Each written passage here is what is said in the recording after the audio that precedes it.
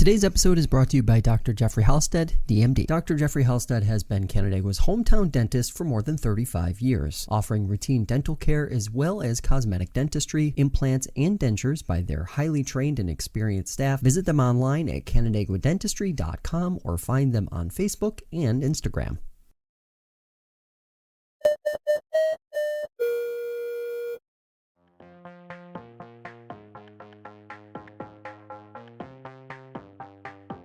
Today we continue our series previewing local elections across the Finger Lakes by catching up with one of the candidates running for Canandaigua City Council. Patrick Rhodes joins me via Zoom. Patrick, thanks so much for taking the time.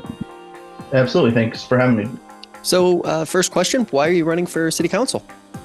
Yeah, that's a great question. So growing up in Victor, right down the street from Canandaigua, my dad was actually involved in local politics for quite some time. And it was always really intriguing to watch how he interacted with our neighbors, interacted with the community. And moving to Canandaigua 12 years ago, I began to find myself following this in similar footsteps. Had a passion for what was going on around town. Was eager to meet both business owners and neighbors. And a few years ago, was involved on a committee representing kind of downtown transportation, looking at means to get from downtown to the lake. That was spearheaded by Bob Palumbo, our mayor. And that really got me engaged in the art of the possible when it comes to kind of local government and some of the impacts that I was having. So 2 years ago, I kind of stepped up, engaged myself running a city council at large. Unfortunately, I had some personal things come up, so I had to take a step back and was not able to actively campaign and felt like I left a lot on the table after that.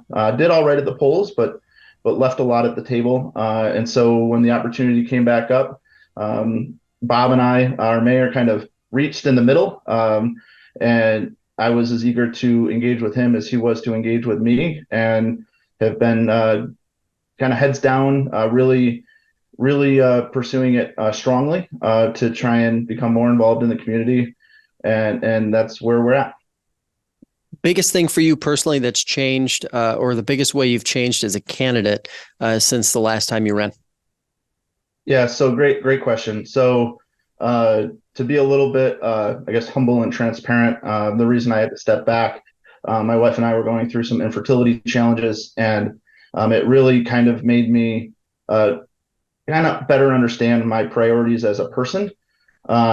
Since that point 2 years ago, although some of those same challenges existed or still exist, I recognize that I, as a person, am in a much better place and ready to, I guess, fulfill my duty, if you will. I'm a big advocate for servant leadership and want to help my community where possible. So when you are campaigning, when you are talking to neighbors, talking to folks around the city, what are you hearing as the biggest issues? What are their priorities? Yeah, so that's a great question. And it really is in Ward 4. It's quite diverse, actually. We have a lot of different age groups. We also have a lot of different residential zones. So naturally, there are some areas that were impacted by the flooding in July. And it is constantly a topic of conversation. And two of the hardest hit areas are in Ward 4.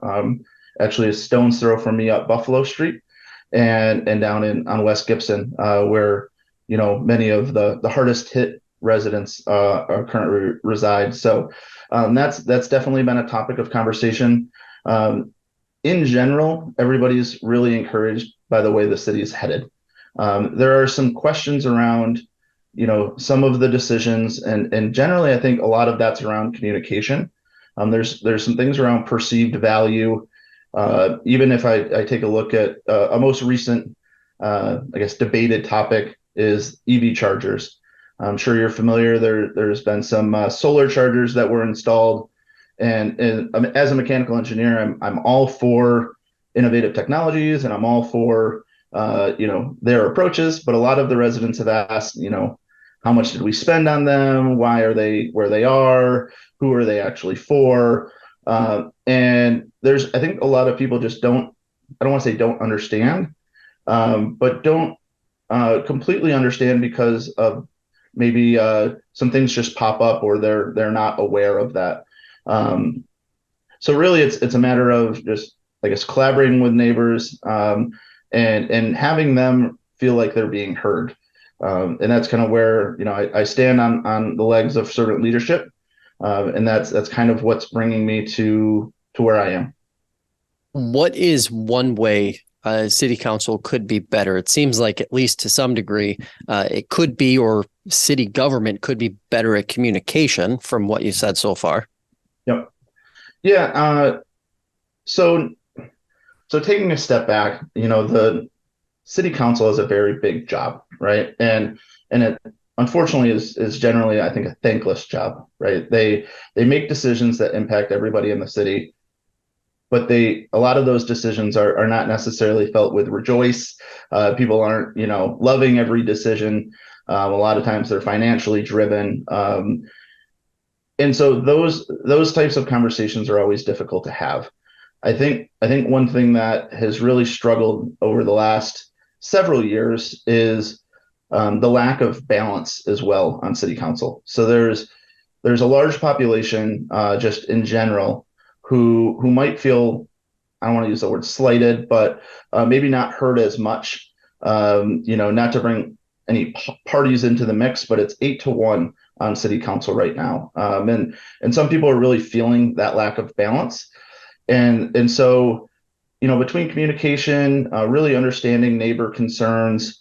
There's been a few cases where neighbors have expressed a concern, and for whatever it's worth, city council advocated in a different direction, almost upsetting some neighbors even more. And so, understanding the role of local government, you're not always going to be able to make everybody happy, but at the same time, you need to understand the concerns of the residents. And I don't know if that's always been heard at the city council level. And let's get into some of those priorities. Let's talk about some of the issues. First things first, obviously, flooding made headlines over the summer. How should city council approach its infrastructure in the next, say, 3 to 5 years, given the flooding we saw over the summer? Yeah, so nobody expected that. Unfortunately, it's one of those where, as they say, the 1,000-year storms are happening, every 100 years, as an example, and it's something we need to prepare for. As an Eagle Scout, I'm a strong advocate for preparation. There's preparation, and then there's response, and I think this was a big kind of kick to the shin for some of us, because I don't think that we, as a community, or even privately in our own homes, were maybe prepared as well as we could be. Now, that's not to say that anybody that was in the floodplain was able to directly mitigate the disaster that happened, but there's definitely some things that we can do. I personally think that this is an opportunity for some dedicated collaboration with the city, the town, and our Ontario County partners. I know there's already conversations that are happening, so there's definitely some encouraging things coming out of that. Again, as an engineer, I look at where can we divert water, right? There's some spots that we can use as flood pools, or opportunities to move some water away from that. And then also talking to some of the neighbors, Woodlawn Cemetery, as an example, right in the city of Ward 4, one of the longest properties, or with one of the one property in the city of Canandaigua that has the longest stretch of Sucker Brook running through it. And some of their bridges weren't designed for that water flow, right? So immediately became bottlenecks. There were several bridges between the town and the lake that became bottlenecks, and that's what backed up a lot of the flood water. And then you have to look at downstream, right? We couldn't flood Shortsville and Manchester and everybody that's downstream from the lake, and so there's a balance there. As far as just general infrastructure, there's really a lot of opportunity to talk there. And then on top of that is kind of the services side of it, right? What can we do to help our fire departments, our EMS, our first responders for times like this when it does happen? Because unfortunately, our fire department was so overworked that some of the houses that really needed relief were not able to get it as quickly as some may have hoped. Yeah. Um, let's talk a little bit about economic development. When someone says we need more economic development in Canandaigua, what does that look like to you? Yeah, so great question. As I mentioned growing up in Victor, I struggle because I don't necessarily want to follow in those footsteps because Victor has become, in my opinion, in Farmington is shortly thereafter like the next Henrietta, right? There's a lot of development that seems to be happening. However, and might be an unpopular opinion among some. I personally think some of that development is necessary in order to keep a community, valid, as well as a destination of tourists in general. There's a lot of, there is a lot of development that's happening on the north end of the lake. Some of that has stalled, and there's naturally been a lot of conversation around that. Unfortunately, one of those properties has sat vacant for quite some time, and that's kind of stirred a lot of negative energy around the overall project. And then, the property formerly known as the Bird Cage had many kind of disappointed in some of that. But I think development is important, but I think we need to be careful not to lay that on the back of taxpayers. And I know that's not something that the city necessarily controls, but I do think it's the job of local government to try and encourage those developers to move the projects along and really keep the lake the way we want it to. Would it be wise for the city to perhaps start to look away from Canandaigua Lake for development opportunities, look more in the downtown and actually in the city proper? A lot of folks who've been in the city feel like Canandaigua Lake, while it's a big piece of the puzzle, is a bit detached from the city itself. Yeah, and that's a great point. I think we all recognize that, the lake in itself is incentivizing to developers, right? Developers like the lake; it's beautiful. So if you're able to build something on the lake, it's naturally going to have a draw.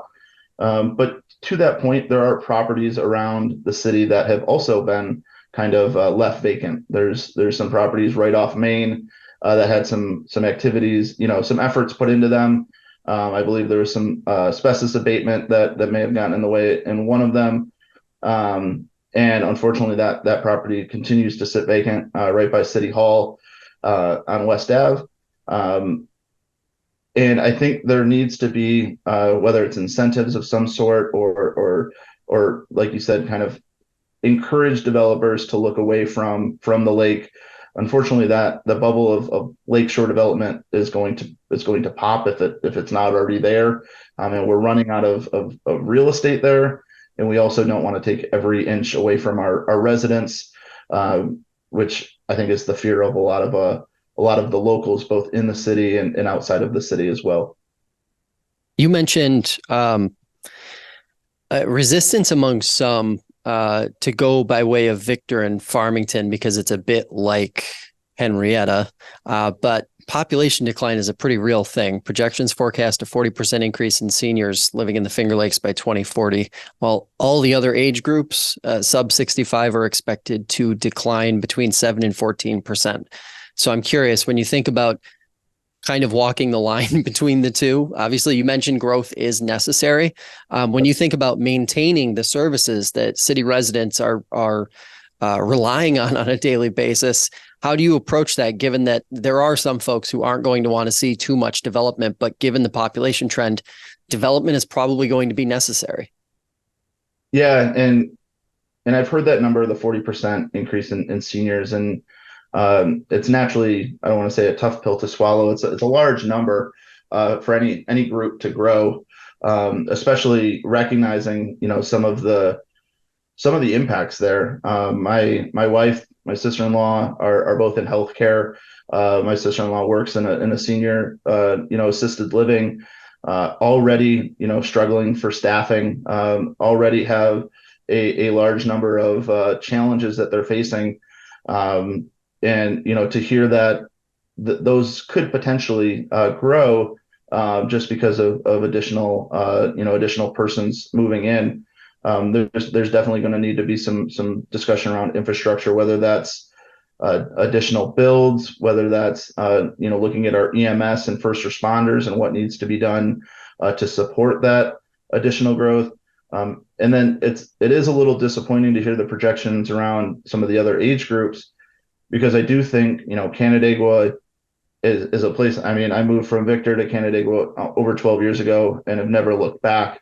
I think we need to put some energy into really determining what, as a community, and that's a community as a whole, what do we want to be? And I know this has been discussed in other interviews as well. I think there's a large population of Canandaigua that wants it to be, the Canandaigua that had Roseland and there wasn't a lot of development, and farm fields were everywhere. And then there's a younger generation that is excited to see some of the development, is excited to see some new innovative businesses moving into town. And I think we need to balance that with tourism, because that is a critical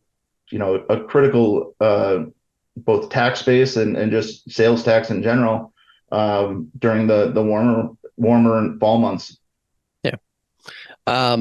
You mentioned tourism. You've mentioned tourism a few times. Obviously, it's a big part of the economy. We hear a lot about environmental issues, whether we're talking about landfills in Ontario County, HABs, invasive species, all these different things. What do you think the most pressing is for the city to keep its eye on over the next 4 years? So I think there's naturally a lot of concern around, so the lake in itself is really the heart of Canandaigua. When you have things like algae blooms that pop up, when you have, you mentioned invasive species, there's a few that kind of come to mind, and just general, runoff into the lake. It's really preserving the lake, and every candidate will bring this up, is going to be critical. I think there's some things that we've been challenged on. One, even something like fireworks, right? That happen around the community, happen around the lake on special occasions.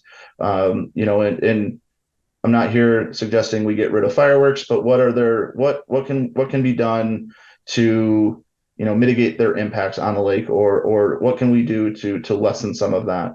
I think the flooding also brought up a lot, with runoff. There's a lot coming off of the agriculture, farm fields, things like that.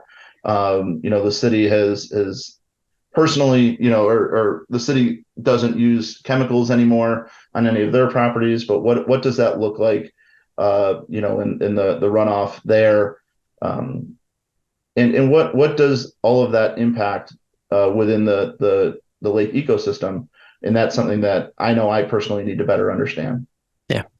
Let's shift gears a little bit here and talk about housing. Obviously, the county has made housing a priority in the coming years when it comes to all of the issues related to housing, whether it's, an abnormally large stock of rental properties in the city of Canandaigua, or a lack of single family properties and developments. Senior housing availability, although Canandaigua is in better shape than a lot of other communities in Ontario County. How would you like to see the city be involved in this process that the entire county is going to be taking on over the next 4 years? Yeah, so one of the things the city struggles with is available real estate to develop, right? So, we've talked about a few different properties that have been repurposed. There's a growing opportunity there. I know there's some space in Ward 1, which has been looked at. There's a developer that's proposed a solution a few times. I have concerns because we want to bring families into Canandaigua, right? We want to bring young couples looking to start a family, and the challenge that I have is, we talk about affordable housing in Canandaigua, and these proposed new builds that are tagged as affordable are starting at $400,000. Not to get into the weeds, but current interest rates on mortgages are 8%.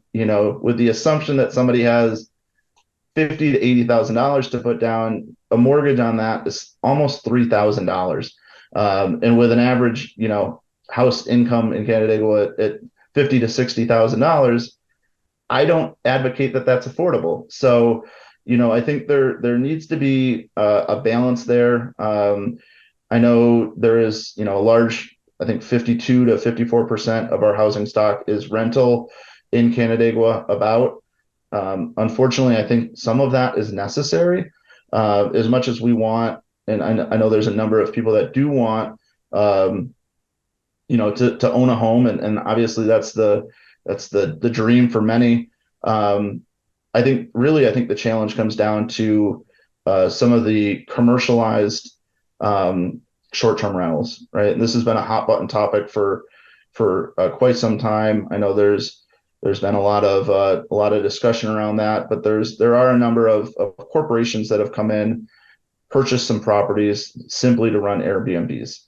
These aren't residents that are buying a second home or extending their duplex for rental. This is an intentional acquisition of properties, and I think there's concern there.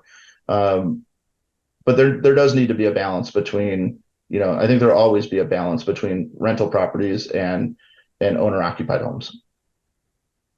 When you get hit with the all too familiar question, how are you going to keep my taxes low? How do you answer that? So my answer is probably similar to many, but my answer is generally it's not my intention to first raise taxes. When I say that, I think it's inevitable that many realize in order to keep some of the, utilities and things that we kind of, we accept as our own, right? We have trash and recycling pickup. There's a plethora of amenities that we as city residents get that many other communities don't get, right? And so the tax rate is certainly something that everybody has eyes on. I think where we need to look is, are there other areas of spend that might not be critical, right? Are there other areas where maybe we've gotten a little bit relaxed or nonchalant about that maybe we can review and maybe use some of those funds in other spaces. I know one area that's been discussed a lot in the past is, for example, the fire department, right? The fire department, we are a salaried fire department. We have a very low volunteer count, and we'll have 3 to 4 firefighters on at one point on any given shift, right? There are many, and some professionals will say that we should have up to 7 on a shift, depending on, if we want enough people to safely fight a fire. And so, that's an area that I don't think a lot of people want their taxes to increase. But maybe there's some areas that, we can find, I hate to say find some money, but maybe there's some analysis that could be done to better understand. And I plan on being actively involved in the budget reviews to better understand that, because I do recognize that things like firefighters they're not inexpensive. But where does their value outweigh their spend? And last up here, give me your elevator pitch. Why should Canandaigua residents choose you on election day? Yeah, so one of the things that I promise to every single door that I've knocked on is I will provide some new ideas. I know that's cliche. I am a mechanical engineer by trade. I now work in IT as an IT engineer, and I think about things very analytically. So I love to review kind of the expected. I love to challenge the norms, and my hope is that we as a community, and specifically Ward 4, can kind of be the leaders in creating some innovative conversations at the table, maybe bring up some things that may not have been brought up before, and also challenge kind of how we've done things as a council to really kind of bring things back to center. So would love for your support in November. And if anybody has any questions, I do have a Facebook. It's Rhodes, RHODES 4 Canandaigua. And I have engaged with a number of neighbors there, and would be happy to engage with anybody around the community if there's any questions that anybody may have. Patrick, thanks for the time today. Best of luck with the rest of your campaign. I appreciate it. Thank you, Josh. That'll do it for this edition of FLX Today. If you'd like to hear more conversations like this one, check out the show on your favorite podcast platform or subscribe to the FingerLakes1.com YouTube channel. Have a great day, and we'll see you next time.